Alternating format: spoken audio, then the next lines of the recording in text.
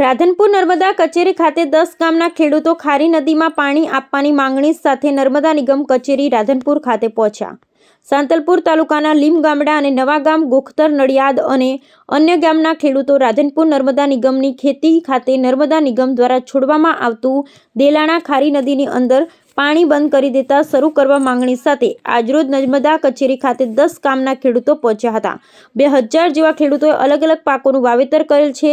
તે પાક નિષ્ફળ જઈ શકે તેમ હોય તો છેલ્લું પાણી આપવા માટે માંગણી કરવા માટે નર્મદા કચેરીએ ગામના લોકો પહોંચ્યા હતા।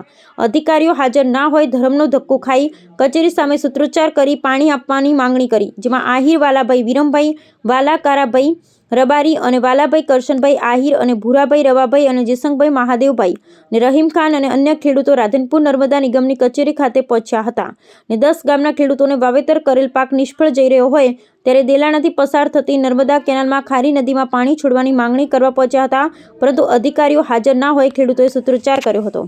રાજેશભાઈ મેવાભાઈ, પાણી અમારે કેનાલમાં આજે 15 દિવસથી આવતું નથી।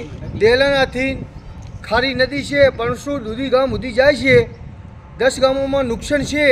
ઘોડાજીરામાં ચોથા પાણી આલવાના બાકી છે। રચકા હુકાઈ જાય, જારું વાવેતર થશે। પહેલાં પણ આવીને કેનાલવાળે અમને કીધું પાણી આલશું, હવે પાણી અમને હાલતા નથી। ને કે પહેલથી આવીને મૂકવું ના હોત પાણી તો અમે આ કાંઈ વાવેતર કરે જ નહીં। હવે અમારે નુકસાન ખૂબ છે। 10 ગામોના માણસો અમે બધા આવ્યા છીએ ભય થઈને, પણ નુકસાન મોટું છે।